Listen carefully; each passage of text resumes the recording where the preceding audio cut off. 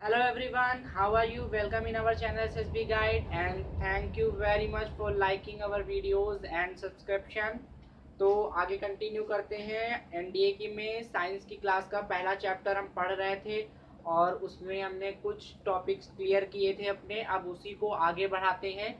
तो देखते हैं, मैंने बताया था आपको इस वीडियो में मैं स्केलर क्वांटिटीज से स्टार्ट करूंगा क्योंकि मोशन चैप्टर जो है वो बहुत इंपॉर्टेंट है, जो एनडीए में इसके काफ़ी क्वेश्चन पूछे जाते हैं। और हिंदी मीडियम स्टूडेंट आपको बिल्कुल परेशान होने की ज़रूरत नहीं है, आपको कंटेंट जो है वो मैं ट्रांसलेट करके बताता रहूँगा और साउथ इंडिया की जो भी हमारी ऑडियंस है उसके लिए भी मैं इंग्लिश में भी बताता रहूँगा। तो स्केलर क्वांटिटीज़ मतलब सदिश सदिश संख्याएं क्या, क्वांटिटीज़ क्या होती हैं, तो देखते हैं कि सदिश राशियां क्या हैं। ठीक है, scalar quantities, the physical quantities which have only magnitude but no direction are called scalar quantities. मतलब ऐसी राशियां जिनमें केवल मैग्नीट्यूड होता है और डायरेक्शन नहीं। मैग्नीट्यूड का मतलब है ऐसी राशियां, ऐसी क्वांटिटीज जिसमें केवल परिमाण हो और दिशा नहीं, उसे हम कहते हैं सदिश राशियां। हिंदी वालों के लिए है और इंग्लिश के लिए हो जाता है the physical quantities which have only magnitude but no direction are called scalar quantities. कितना आसान है, आपको रटना नहीं है। इसका एग्जाम्पल हो जाता है आपका mass, length, time, distance, speed, temperature, work. ये सारी जो है इनको हम मेजर करते हैं स्केलर क्वांटिटीज में, इनको हम स्केलर क्वांटिटीज के अंदर रखते हैं। और फिर आगे बढ़ते हैं, लिखा है the scalar quantities, the scalar can be added, subtracted, multiplied and ordinary law of algebra.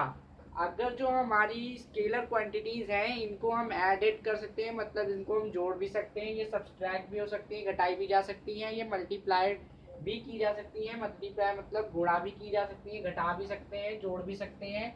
अगर हम साधारण नियम का यूज करें, अलजेब्रा के, बीज गणित अलजेब्रा को कहते हैं हिंदी में, हिंदी वाले आप लोगों को बिल्कुल दिक्कत नहीं होगी।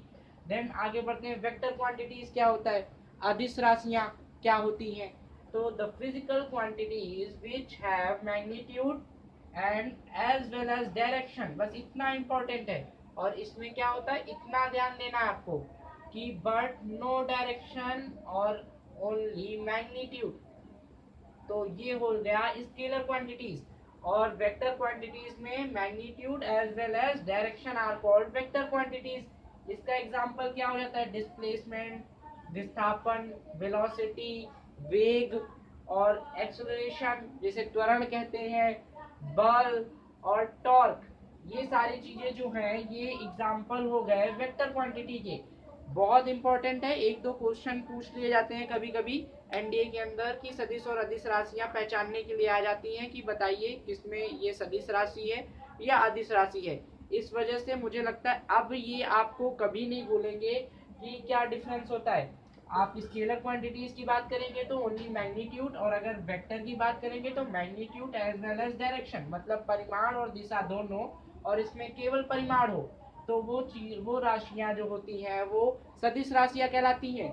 और अगर वेक्टर की बात करते हैं तो दोनों होते हैं तो वो अदिश राशियां कहलाती हैं। एग्जाम्पल आपने देख ही लिया।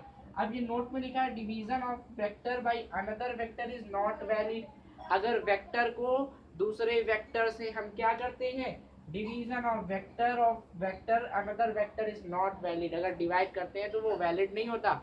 स्टैटिक्स में पढ़ाया जाता है एनडीए में ये चार सारी चीजें स्टैटिक्स में। पर स्केलर को क्या कर सकते हैं, हम ऐड कर सकते हैं, सब्सट्रैक्ट कर सकते हैं, मल्टीप्लाई कर सकते हैं, पर वेक्टर को वेक्टर से डिवाइड नहीं कर सकते। ये याद रखना, ये कभी कभी पूछ लिया जाता है।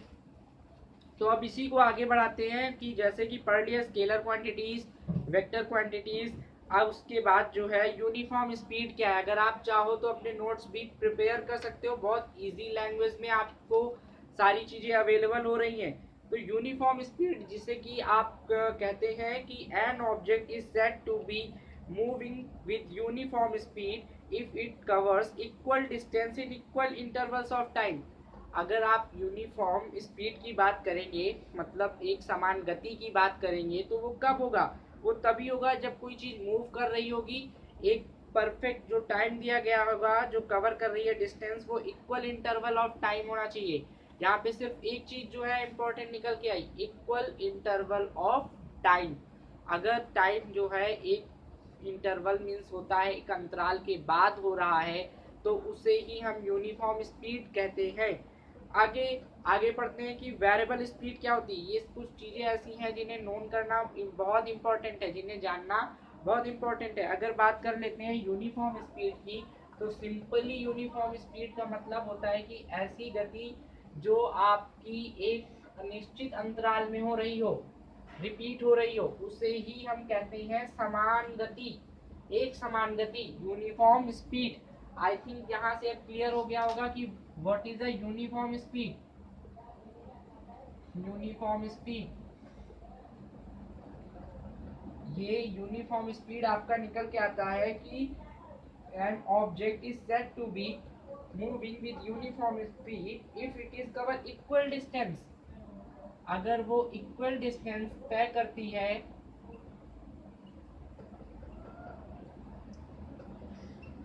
इन इक्वल इंटरवल्स,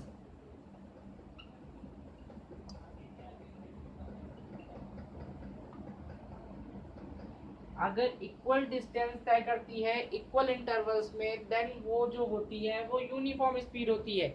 मतलब उस गति को एक समान गति कहा जाता है। अब वेरिएबल स्पीड क्या होती है? वेरिएबल स्पीड होती है an object is said to be moving with variable speed, it covers equal distance in unequal intervals. Means यहाँ पर क्या हो जाएगा, वेरिएबल स्पीड में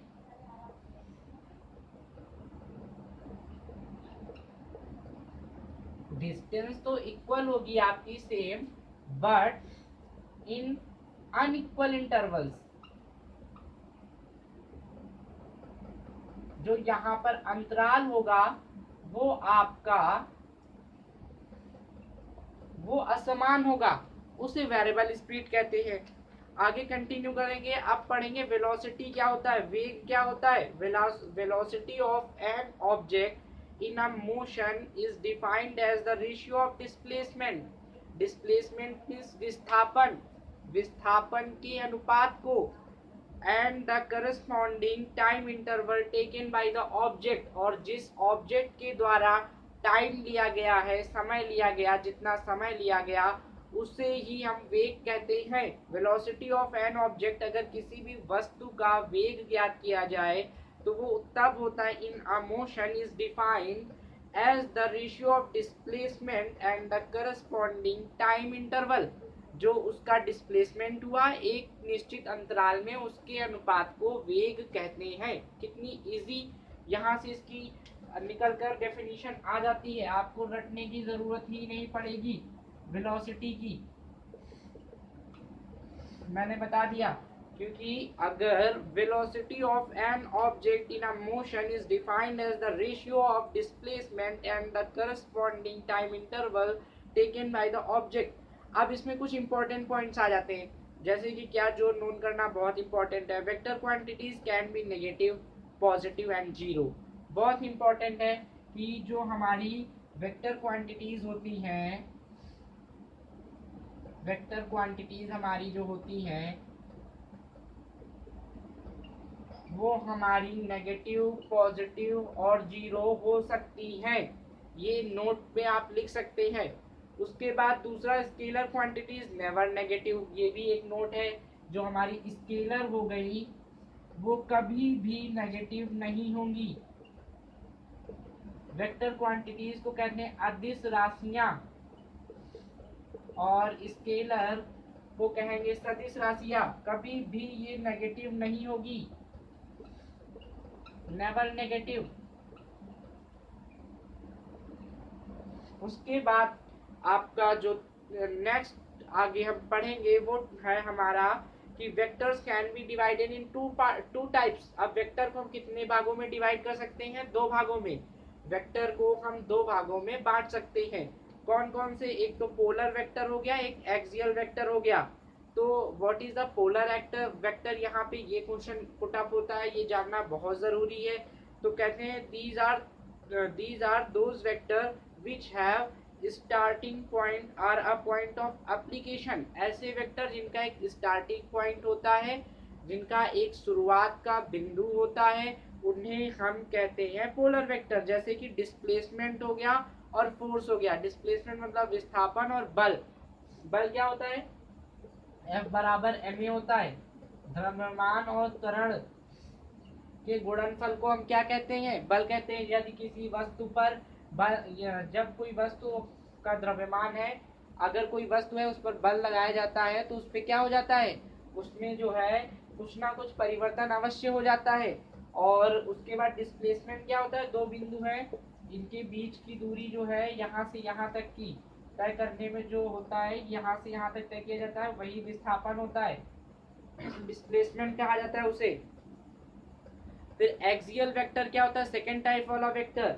these are those vectors which represent rotation effect and act along the axis of rotation. जो axis जो होता है, अक्ष पर रोटेशन दिखाते हैं, जो घूमते हैं, और या अपना जो है रोटेशन इफेक्ट दिखाते हैं, उन्हें हम कहते हैं एक्सियल वेक्टर। जैसे कि एग्जांपल इसके हो जाते हैं एंगुलर वेलोसिटी, टॉर्क हो गया, एंगुलर मोमेंटम, ये निकालने के लिए इसका यूज किया जाता है। अब फिर हम पढ़ेंगे कुछ definition, a few definition in vector algebra. ये हम नेक्स्ट क्लास के लिए रखेंगे क्योंकि बहुत ज़्यादा हो जाएगा, देन फिर आप कंफ्यूज भी हो जाएंगे। ऐसे ही अब हमारी सारी क्लास स्टार्ट होंगी, आप नोट्स बना सकते हैं। आपको कोई भी दिक्कत होती है, आपको कोई भी कंफ्यूजन होती है, किसी भी टॉपिक में आपके डाउट रह जाते हैं, आप कमेंट बॉक्स में लिखें और शेयर करें हमारे वीडियो को, और ज़्यादा से ज़्यादा चैनल को सब्सक्राइब करें और हमारी क्लासेस ज्वाइन करें। अभी हम प्रैक्टिस भी स्टार्ट करने जा रहे हैं। अब नेक्स्ट मैं सोच रहा हूँ कि अभी नेक्स्ट वीडियो में हम एनडीए का पेपर फिजिक्स में आने वाले क्वेश्चन जो हैं वो पुटअप करके प्रैक्टिस कर ली जाए, जिससे आपको और पता चले कि हमें बेहतर और कैसे करना है। तो ज़्यादा से ज़्यादा लोग जो है जल्दी से जल्दी चैनल को सब्सक्राइब करो, लाइव क्लासेज आए, जिससे ज़्यादा से ज़्यादा कंटेंट मिल सके और आप आसानी से 90 डेज़ का जो हमारा एक टारगेट है उसके अंदर हम कोर्स ख़त्म करके अच्छे से रिवीजन करके एनडीए के एग्ज़ाम में बैठ सकें। तो ऐसे ही ज़्यादा से ज़्यादा आप हमारे चैनल को, सब्सक्रिप्शन हमारे बढ़ चुके हैं, 300 प्लस हो गए हैं, बस 700 और चाहिए, फिर लाइव क्लासेस भी स्टार्ट हो जाएंगी। अभी साइंस है, फिर इंग्लिश की क्लास चल ही रही है, मैथ्स की क्लास स्टार्ट हो जाएगी, और पर्टिकुलर आपका करंट अफेयर भी हो गया। और जो भी मैंने इसके पहले वीडियो डाल रखा है कि पेपर एनडीए की तैयारी कैसे करनी है, एक शॉर्ट एनालिसिस वहाँ पर दिया गया है, उसको ज़रूर देख लें और ज़्यादा से ज़्यादा पढ़ें और वीडियोस को देखते रहें बार बार। ज़रूरी नहीं कि आप नोट्स ही बनाएं, अगर आप 4 बार सुन भी लेंगे तो आपको चीज़ें तैयार हो जानी है, क्योंकि मैं यहाँ पर बहुत ही इजी वे में सारी चीज़ों को नरेट कर रहा हूँ, एक्सप्लेन कर रहा हूँ, सारे डाउट्स क्लियर कर रहा हूँ। तो जल्दी से जल्दी चैनल को सब्सक्राइब करें, लाइक करें, और जो भी आपके डाउट्स हैं वो कमेंट बॉक्स में लिखें। ओके, तो क्लास आज की यहीं पे ख़त्म करते हैं। ऐसे ही पढ़िए अच्छे से, और 90 डेज बहुत हैं, अगर आप मेहनत करेंगे तो आपका ज़रूर एनडीए क्लियर हो जाएगा। Thank you.